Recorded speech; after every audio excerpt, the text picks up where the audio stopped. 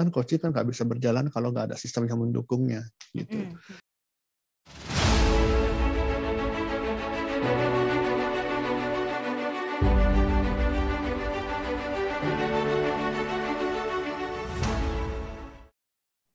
Halo teman-teman, dimanapun Anda berada, jumpa lagi dengan saya, Ana Melani, dalam Dunia Leadership Coaching yang membahas tentang coaching dan leadership. Nah, teman-teman, kita pengen tahu nih, kalau sudah pernah ada pelatihan tentang coaching di satu corporate, gimana sih sekarang kita mau membudayakan supaya coaching ini menjadi istilahnya apa ya, menjadi satu blood darah yang menyatu dengan aktivitas kita sehari-hari, terutama Anda sebagai seorang leader. Nah, yuk sebelum kita simak lebih jauh, kita lihat yang mulai berikut ini ya. Sebelum Anda lanjut nonton video ini, silakan Anda subscribe, like, dan share kepada teman-teman Anda sehingga channel ini bisa bertumbuh. Halo teman-teman dimanapun Anda berada, jumpa lagi dengan saya Melani dan sudah ada bersama dengan saya Coach Aditya Amijaya. Halo Kak Adit. Halo. Sehat, Kak. Iya, kita lagi Alhamdulillah sehat. Kita lagi nggak di studio ya Kak ya? Iya nih, lagi di rumah masing-masing. Iya nih ya, yang penting kita tetap memberikan terbaik buat teman-teman ya dimanapun berada. Ya. Kak Adit, gini nih Kak Adit, biasanya nih Kak Adit, kalau kita mengadakan satu pelatihan gitu ya, terutama coaching di satu corporate. Nah, supaya pelatihan ini tidak berhenti sampai di situ saja, gimana sih kita membudayakan coaching ini supaya coaching ini juga sudah menjadi bagian dari aktivitas dari seorang leader. Nah, gimana nih Kak Adit? Gimana caranya agar coaching itu menjadi suatu budaya gitu ya? Iya, mungkin betul seperti Kak. itu, atau suatu kebiasaan. Gitu. Memang kalau untuk menciptakan suatu budaya di perusahaan itu nggak bisa hanya sekedar training ya. Jadi setelah dikasih coaching, dikasih pelatihan training tentang coaching, belum tentu serta-merta berjalan kan gitu ya. Jadi harus ada support pendukungnya nih, gitu supaya apa yang sudah diajarkan itu bisa diterapkan dengan baik seperti itu kan ya. Pastinya. Sehingga akhirnya menjadi budaya. Iya. Gitu. Nah ini kalau ditanya tentang bagaimana tentang perubahan budaya ini panjang banget nih ceritanya ya.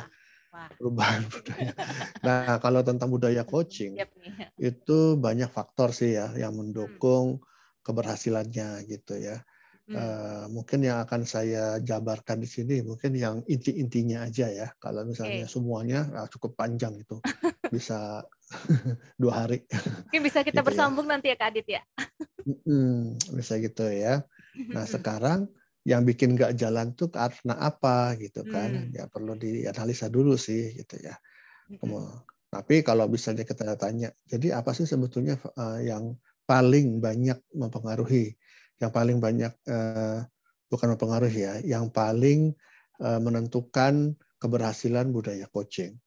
Ya, di mana-mana suatu perubahan budaya itu prosesnya ya, apalagi di corporate, di perusahaan, di tempat kerja masing-masing itu harus ada support dari top management gitu ya. Support dari top management. Top management mengatakan, kita support kok, kita kan yang bayarin trainingnya. Gitu. Ya bukan hanya itu supportnya gitu ya. Kalau cuma itu doang sih, gitu ya. Terus berharap gini, nggak juga gitu ya. Jadi supportnya itu harus benar-benar bukan hanya memberikan dana untuk pelatihannya saja, tapi support yang lainnya juga yang perlu dilakukan gitu ya. Sarana prasarananya. Kemudian juga mungkin perlu perubahan juga bukan hanya dari apa ya, tapi juga sistem untuk proses pengembangan karyawannya, kemudian bagaimana si atasan leadership-nya juga ya, leadership dari atasannya juga harus mendukung gitu tentang perubahan budaya ini gitu ya, tentang coaching terutama ya. Gitu. Jadi sarana, prasarana, dana, waktu, sistem. Nah, dia juga harus menyediakan sistem yang tepat agar proses coaching ini bisa berjalan dengan baik di perusahaan. Jadi supportnya macam-macam, gitu ya, mendukung, gitu ya, bahwa bukan hanya sekedar memberikan uang untuk latihan, setelah selesai udah lupa, gitu ya. Apakah mereka juga sistem untuk proses coachingnya sendiri disediakan nggak gitu, karena kan coaching kan nggak bisa berjalan kalau nggak ada sistem yang mendukungnya gitu.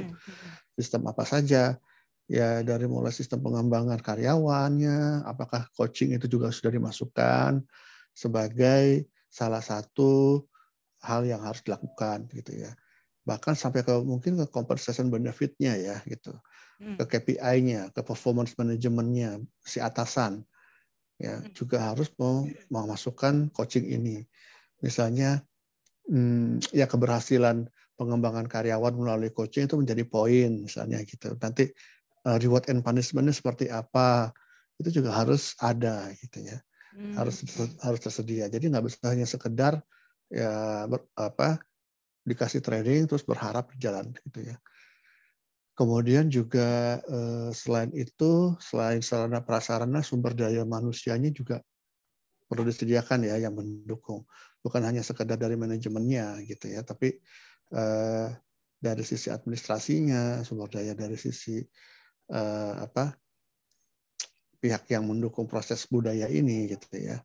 Itu juga harus disediakan gitu, harus dipikirkan. Misalnya lagi apakah ada yang bisa mendukung dan memonitor proses coaching yang dilakukan oleh atasan ke bawahannya gitu ya. Nggak hanya ditinggal dilepas begitu aja gitu kan. Ada nggak sistem yang bisa menjadi tempat buat para manajer ini yang harus melakukan coaching ini, tempat untuk mereka berkonsultasi, berdiskusi, atau tempat untuk mendapatkan advice, saran, pemantauan dan seterusnya gitu ya. Itu juga mestinya ada gitu ya. Nggak bisa dilepas begitu saja sih. Kalau nggak, mereka kalau dilepas begitu nggak ada yang memantau, nggak ada yang mendukung, nggak ada memberikan reward punishment, akhirnya mereka akan kembali ke budaya lamanya gitu ya. Sibuk dengan pekerjaan sehari-hari. Kalau alasannya sibuk dengan pekerjaan sehari-hari, memang ya pasti selalu ada ya pekerjaan ya gitu. Kalau nggak ada pekerjaan, berarti ya udah nggak diperlukan lagi dia di situ kan gitu. Iya, Padahal harus iya, tetap iya. ada. Itu nggak bisa dijadikan alasan gitu ya.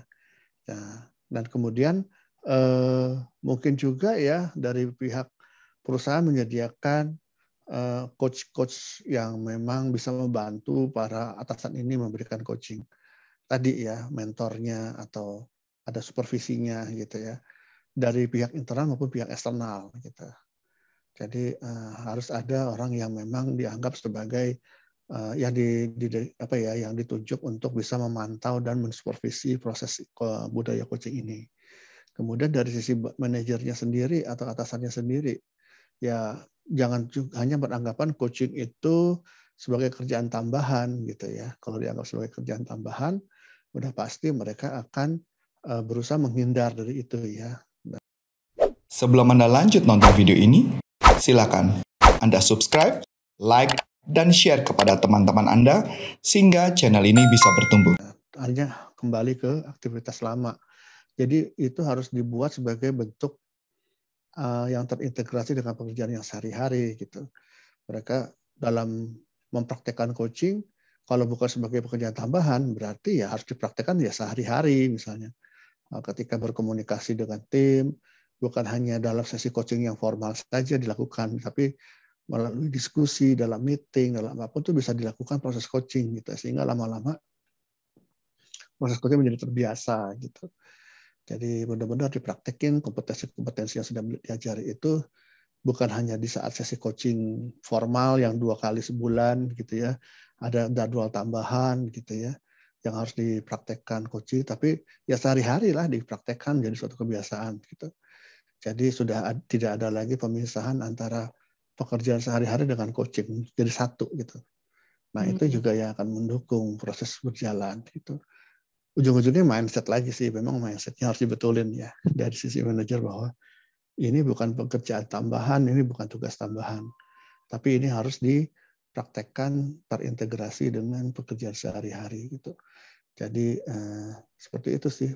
Ya banyak ya faktor yang lainnya, tapi yang utama menurut saya dari dukungan dari atasan, kemudian dukungan dari sistemnya, kemudian dari sumber dayanya, sumber daya manusia, kemudian dari si pelaku coachingnya itu sendiri gitu ya, atau manajernya itu sendiri.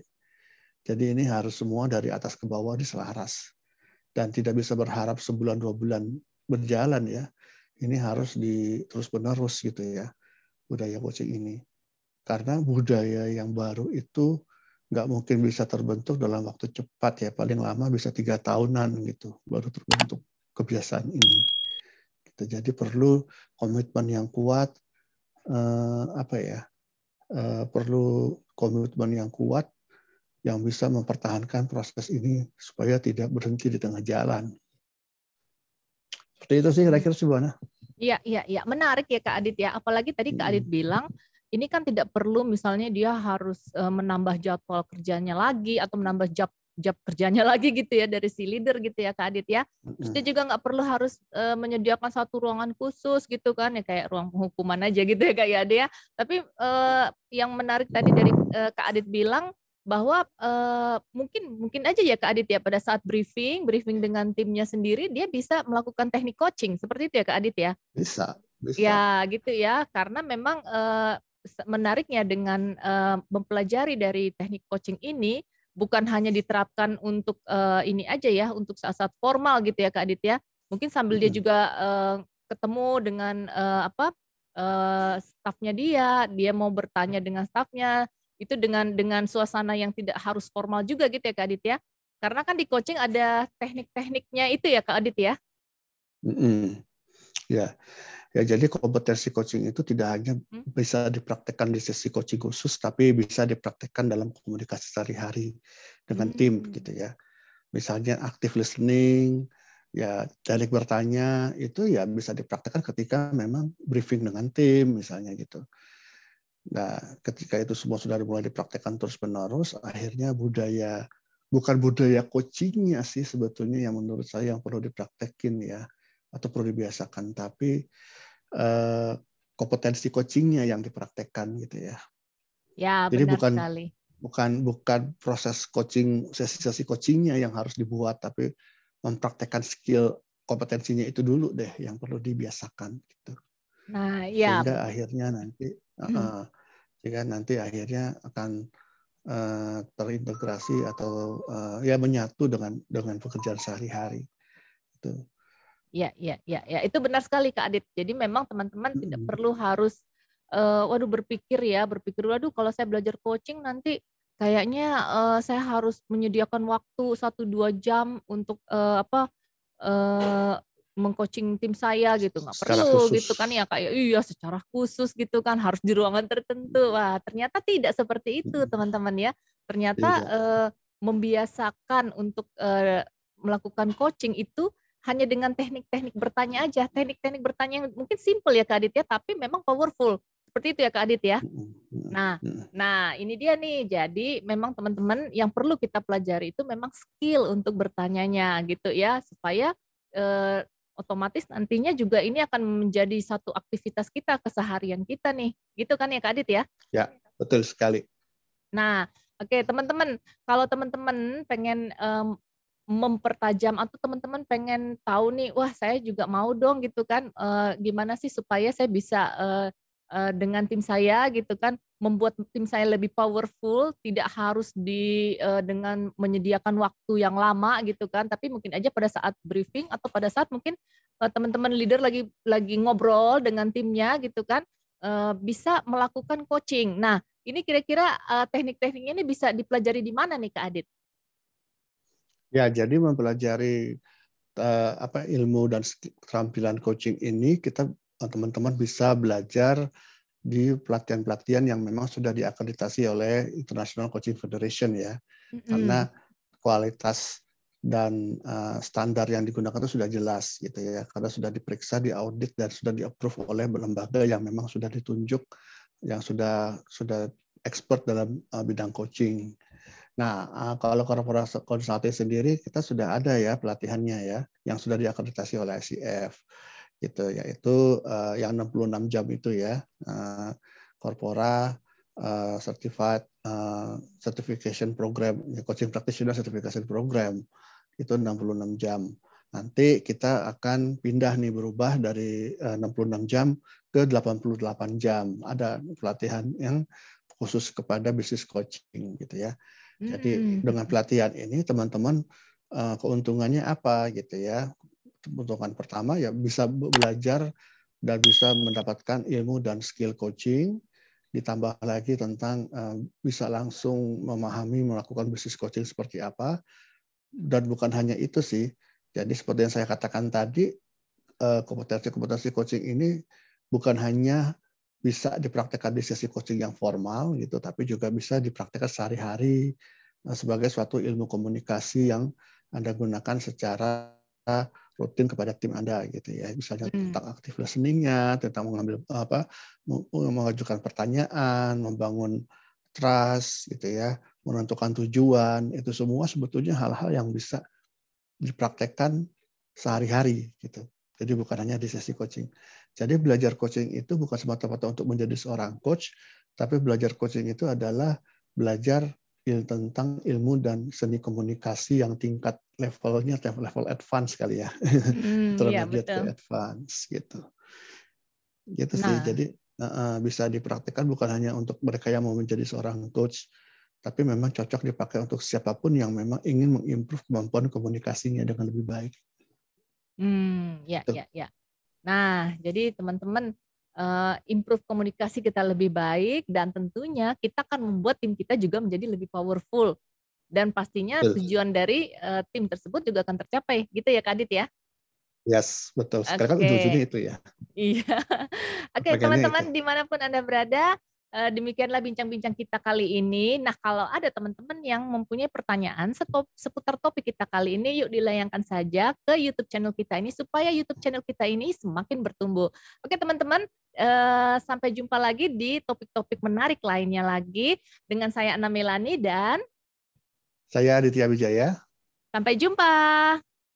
Sampai jumpa.